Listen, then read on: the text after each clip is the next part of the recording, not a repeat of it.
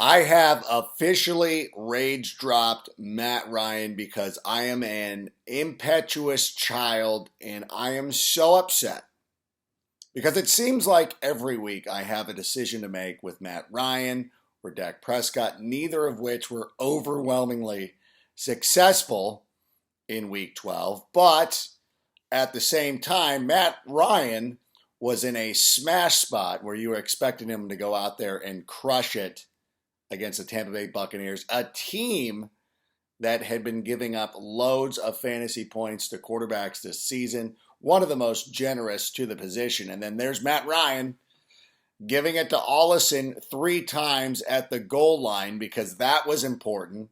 That was the player we were starting. That was a little ridiculous. And there's only certain things I can take as a fantasy football enthusiast in leagues where I did not get Lamar Jackson. I had Matt Ryan. And all the teams where I have Matt Ryan, I am not doing very well in fantasy football. Some are going to make the playoffs, some are going to do it, but we have some decisions to make. Now, obviously, one of the leagues I was just referencing with Dak Prescott, that team's fine. I'm going to go with Dak Prescott for the rest of the season. I'm starting Dak Prescott this week, too, even against the Buffalo Bills. I understand this is a little bit of a difficult matchup, but this is a game the Cowboys absolutely need to win. They need to go out there, have a great performance. They'll rally around their coach one last time like they always do before they end his career a couple of weeks down the road. So I'm good with that. But what about other people who are like, well, Matt Ryan's the only quarterback I have. I have Derek Carr on mid-bench. What do I do? Well, I've got a plan for you.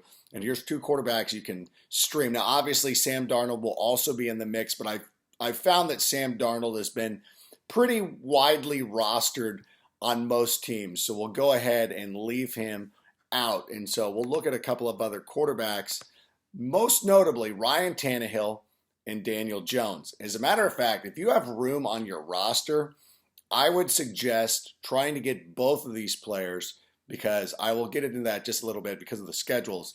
But let's talk about Ryan Tannehill. He is the QB 14 right now. He's averaging around 17 fantasy points per game. Since week 7, though, he is the QB3 with an average around close to 23 fantasy points. He has the easiest fantasy schedule for any quarterback upcoming. Tennessee has games at Indianapolis, at Oakland, versus Houston. And you're like, okay, I love all this. Week 16, they're playing the New Orleans Saints, who will probably still be competing for the top seed in the NFC. Or it's week 16. They probably still have something to play for.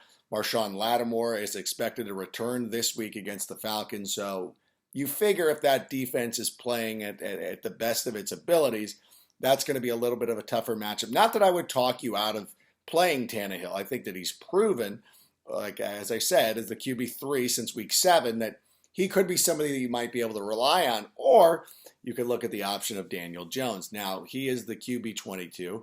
He is the QB8 since week 8, where he's averaging close to 22 fantasy points per game. He has the 8th easiest schedule of any quarterback remaining. And so I look at it, and you look at his fantasy schedule, and he's got the Eagles, the Dolphins, and the Washington Redskins, which is exactly what you want it to be. That game, week 16 against the Redskins, I think that's where you would probably play Danny Dimes, except that, he turns the ball over a little bit. But those are 2 quarterbacks I would definitely take over Matt Ryan at this point. I think the thing with the Falcons, Matt Ryan is not a terrible player. He's got good players around him, obviously, with Julio Jones and Calvin Ridley. When Austin Hooper comes back, it might be a little bit easier. But at the same time, that offensive line is garbage. And even when Devonta Freeman returns, there's a good chance they're not going to be able to move the ball. A lot of Matt Ryan's production came at the end of games this season. That's something that we should have known better than to try to rely on. I know that Marcus Grant often described it as watching sausage being made. It was similar to that. Like sometimes you just don't want to walk into the mechanic's office or the mechanics, walk into the garage when all your parts are all over the floor and you're like, what the hell is going on? And then at the end, it all comes together. It was tough to watch, like season 3 of Sons of Anarchy, which came around masterfully.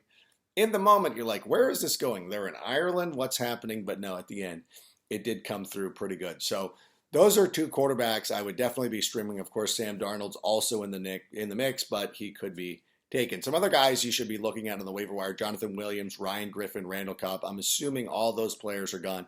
As always, though, do your due diligence. Dabs, she was one of the higher ups of the network. She had an office. She seemed very important. She was super nice. She's one of the funniest people on Twitter as well. She's in a fantasy league where somebody dropped Lamar Jackson during the bye week. And she's like, I am so glad that there are women in my league who are absolute trash. She's out there crushing it. Now she has Lamar Jackson. And, I don't want to say that, I was helping her, because I wasn't, because she knows what she's doing. In any event, the point being, always make sure you're going out and checking to see if somebody has made some sort of random drop. I know a couple of weeks ago, I needed to pick up J.D. McKissick because of the bye weeks. I had to drop Will Fuller, who I was, playing, who I was holding onto my bench in Fantasy League One. Ricky Hollywood went up, picked him up. Now, if she had played Will Fuller, she might have beaten me this week, but she didn't, and I avenged my only loss of the season. I am now 11-1 in Fantasy League One. I am, no doubt about it, the number one seed in that league. I could have lost to Ricky Hollywood and allowed the fantasy footballers to sweat. But you know what? I'm going to go out there and I'm going to continue to uphold myself to the highest integrity of all sports, of all commissioners, because I am the number one commissioner in the world. Now, some other guys we should be looking at. Let's go through the waiver wire guys who could be available. Rashad Penny for sure. Career high, 14 carries. Played 46% of the snaps. It seems like the Seahawks are finally like, yeah, maybe our running back fumbling the ball all the time isn't great, especially in the postseason. We've gotten away with it. Perhaps now they will look at Rashad Penny. If you pick him up this week, obviously, tough matchup against the Minnesota Vikings, although it was a tough matchup against the Eagles last week, but I'm still a little bit apprehensive. But to me, he's the number one running back that we're picking up. I pick him up over Bo Scarborough, who was great against the Cowboys. He was great against Washington. He's got the Bears this week, who struggled against the run ever since Akeem Hicks went down, but they did kind of rein in Saquon Barkley last week, so I don't know that that's an automatic that you're going to be playing. And of course, Benny Snell, because it looks like James Conner's had some injuries. Avoiding James Conner was one of my favorite things that I did in the offseason. I don't think I have James Conner on one team. I have David Montgomery at a lot of places, so I don't want to get too full of myself, but those things happen. My defensive streams, oh, by the way, who else are we looking at? Jack Doyle as a tight end. Of course, Eric Ebron out for the season.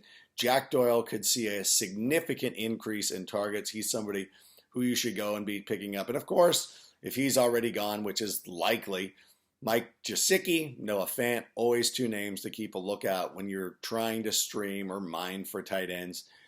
Jacob Hollister was a tight end that I picked up this week or a couple of weeks ago in anticipation of Travis Kelce and his bye week in week 12. I'm not dropping Hollister because I know that can be a valuable commodity on the waiver wire. So if you don't need to drop him, I think that you're pretty content with your roster right now. Like, who's good and who's not good. And sometimes you got to play a little bit of defense. I know I'm looking at the fantasy footballers. They have Hunter Henry, who's always an injury risk. And otherwise, they do have Waller, but whatever. But, always just try to be mindful of the teams who are in the playoffs if you're dropping somebody who could benefit them. But don't drop somebody who you're going to need. You know how it goes. Anyways, your defensive streams: Eagles against the Dolphins, the Panthers against Washington. I hope you did not sit through this video just to figure out who's playing the Dolphins and Washington. It's pretty easy. It's pretty cut and dry. By the way, Lamar Jackson last night, I want to give a couple of notes to you. First player in NFL history with 3,000 passing yards and 1,500 rushing yards in his first two seasons. First player with 5 touchdowns in his Monday Night Football debut. I know they're not on the waiver wire, but again, Dabs, her league, it definitely was the case. Michael Thomas joined Marvin Harrison as the only players with 100-plus reception in their team's first 11 games.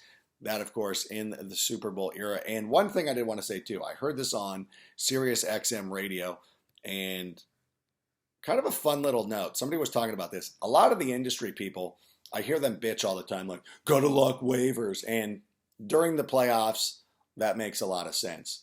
But I will tell you something right now. If you're still playing in a league, in my league of record, where I had the 10th pick and I took David Johnson, Juju, Antonio Brown, Kerryon Johnson with my first 4 picks. That team is not making the playoffs. Oh, Matt Ryan was my quarterback too because it's 6 points for passing touchdowns. Should have taken Lamar, but I took Kyler Murray in that one. And then I traded Kyler Murray for Mark Andrews. Doesn't matter. I'm not making the playoffs. But you better believe that I'm putting in a waiver claim for Rashad Penny because F those guys. F my friends. I'm going to screw them over. And any of these industry analysts who are like, oh, you need to do that, like, shut up. Fantasy football is still about the enjoyment and screwing your friends over. You should be active as much as possible within the rules. Don't cut players. Don't cut Lamar Jackson. I mean, it would be hard to imagine having Lamar Jackson and not being in the playoffs. Don't do any of that, but still doing the little things that are legal. Like if Bill Belichick would do it, you should do it. And I know that Bill Belichick would always be working. And not to mention my friend Sheridan and I, we're playing to not be in last place in our league of record because the loser has to cater the draft. Although I'm going to make everybody go to Las Vegas next year and cater that draft. So, we'll see what happens. Although I might not lose. I might not be in last place. I can win this week and not finish in last place. That's what my life has become. But in any event, good luck to you on the waiver wire this week. Keep working, keep trying. If you have any other questions, you can drop them right here. It'll probably be easier for me to see this than it will on Twitter or on Instagram where I'm getting spammed with a bunch of Falcons or 49ers predictions. The Falcons went too. I thought they were going to go to the playoffs. But whatever. Good luck this week. We'll see you next time. And the playoffs, man, just a week away. Or 2, depending on your league.